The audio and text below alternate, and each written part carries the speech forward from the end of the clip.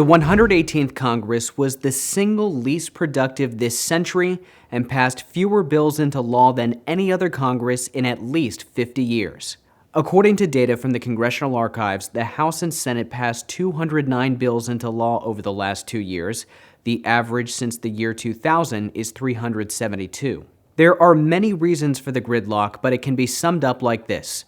Republicans controlled the House with a 7-seat majority, Democrats controlled the Senate with a 2-seat majority, and compromise was scarce. Each chamber contributed to the glacial pace. For instance, the House Republican majority approved bills they knew would not be approved in the Senate, nor be signed by President Biden. Why waste the time bringing it?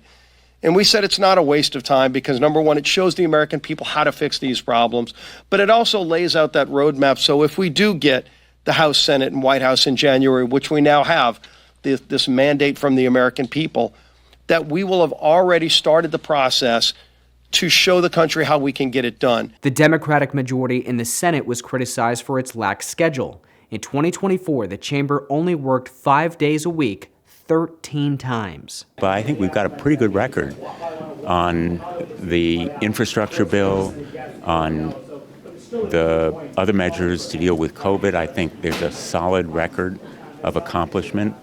And the American people measure the results of a Congress not by the amount of time they spend sitting at their desks or walking around the halls, but what the results are. Here's what Congress did and did not do. They stopped the D.C. City Council's attempts to overhaul its criminal code.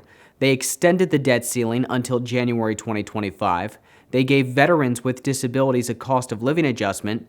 They reauthorized the FBI's foreign surveillance program, and they reauthorized the FAA. They did not properly fund the government. They passed temporary measures to prevent a shutdown, but did not pass any formal appropriations bills. They did not approve any overhaul of the nation's immigration law, despite a record number of illegal crossings at the southern border. And they did not pass the Kids Online Safety Act, which was meant to add protections for minors on social media. The 119th Congress begins Friday, January 3rd, and they'll have their work cut out for them. The debt ceiling expires January 1st, so the Treasury Department will need immediate approval to borrow money, or it could default on loans. And government funding expires March 14th. I'm Ray Bogan for Straight Arrow News. For more reporting, download the SAN app.